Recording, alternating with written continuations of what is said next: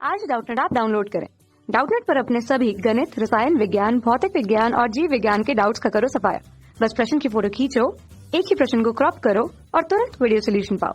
अभी डाउनलोड करें। इस क्वेश्चन में हमें दिया कि एक समान चुंबकीय क्षेत्र में प्रवेश करने वाले दो अल्फा कणों के वेग का अनुपात 4:1 है। क्षेत्र में प्रवेश करने के पश्चात कण के वृत्ताकार मार्ग की त्रिज्या का अनुपात क्या होगा। तो हमें क्या निकालना है, कण के वृत्ताकार मार्ग की त्रिज्या निकालना है। हमें क्वेश्चन में दिया गया है कि एक समान चुंबकीय क्षेत्र में प्रवेश करने वाले दो अल्फा कणों का वेग का अनुपात जो दिया हुआ है, हमारे पास दो अल्फा कण मान लेते हैं, उनका वेग क्या है v1 और v2। इन दोनों का अनुपात जो क्वेश्चन में दिया है वो क्या है, 4:1। क्षेत्र में प्रवेश करने के पश्चात हमारा कण के वृत्ताकार मार्ग की त्रिज्या क्या अनुपात हमें निकालना है। तो क्या पूछ रहा है कि कोई भी जो है हमारे पास एक दो अल्फा कण थे जिनका वेग का अनुपात क्या है, v1 और v2 का अनुपात 4:1 है। किसी एक समान वृत्ताकार चुंबकीय क्षेत्र में प्रवेश करते हैं और वहां से वृत्ताकार पथ पे गति करते हैं, तो उनकी दोनों कणों की त्रिज्याओं का अनुपात हमें निकालना है, r1 अनुपात r2 ये हमें निकालना है। जैसा कि हमें पता, अगर देखें कोई भी अगर गतिमान आवेश क्या करता है, एक समान चुंबकीय क्षेत्र में गति करता है तो उसका पथ क्या हो जाता है, वृत्ताकार हो जाता है। वृत्ताकार क्यों हो जाता है, क्योंकि उस पर एक बल काम करता है जिसकी दिशा क्या होती है, हमारा वेग के लंबवत होती है। हम मान लेते हैं कि हमारे पास एक आवेशित कण था, प्लस क्यू हम मान लेते हैं। अभी क्या है, v वेग से एक समान चुंबकीय क्षेत्र, ये हमारा जो क्रॉस का चिन्ह है क्या है, एक समान चुंबकीय क्षेत्र है, इसमें गति कर रहा है। और इसकी खास बात क्या है कि हमारा जो गतिमान आवेश है, एक जो चुंबकीय क्षेत्र उसके लंबवत दिशा में गति कर रहा है। लंबवत मतलब कि जो ये वेग है और चुंबकीय क्षेत्र के बीच का कोण क्या है, 90 डिग्री है। तो जैसे ही एक समान चुंबकीय क्षेत्र में घुसता है तो इस पर क्या लगता है, एक बल लगने लगता है। बल की दिशा क्या होती है, हमारा इस वेग और चुंबकीय क्षेत्र के लंबवत दिशा में ये बल लगता है। इस बल को हम कहते हैं लॉरेंज बल। उसकी दिशा क्या होती है, क्यू वी क्रॉस बी, मतलब कि जो बल लगेगा वो हमारा वेग और चुंबकीय क्षेत्र दोनों के लंबवत लगेगा।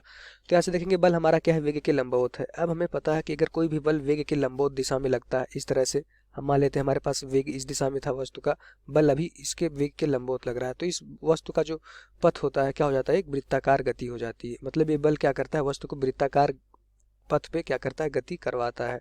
तो ऐसे देखेंगे जब हमारा आवेश जाएगा एक समान चुंबकीय क्षेत्र में तो जो बल लगेगा क्या होगा, वेग के लंबवत दिशा में लगेगा। जैसे ही वेग लंबवत दिशा में लगेगा, बल लंबवत दिशा में, तो क्या होगा, इस आवेशित कण का पथ क्या हो जाएगा, वृत्ताकार हो जाएगा। अभी जैसे ही वृत्ताकार पथ पे गति करेगा तो उसकी एक त्रिज्या भी होगी, वही त्रिज्या का अनुपात हमें निकालना है। क्या होता है, हम मान लेते हैं कि इस पथ की त्रिज्या क्या है, r। तो हमारे पास एक कण था जिसका वेग क्या था, यहाँ पे v1 था, तो त्रिज्या क्या हो जाएगी, उसकी r1 हो जाएगी। इसी तरह एक और कण था जो क्या था, v2 था, इसी एक समान चुंबकीय क्षेत्र में गति कर रहा था, उसका वेग क्या था, v2 था, तो उसकी भी त्रिज्या हम मान लेते हैं हो जाएगी r2। तो ऐसे हमसे पूछा गया है कि r1 और r2 का अनुपात निकालिए। अब हमें पता है कि ये जो बल लग रहा है क्या होगा, केंद्र की तरफ लग रहा है, तो बल हमें क्या देगा, अभिकेंद्र बल देगा। यही बल हमें क्या देगा, अभिकेंद्र बल। तो यहाँ से देखेंगे जो हमारा चुंबकीय बल है उसकी वैल्यू क्या हो जाएगी, अभिकेंद्र बल के बराबर।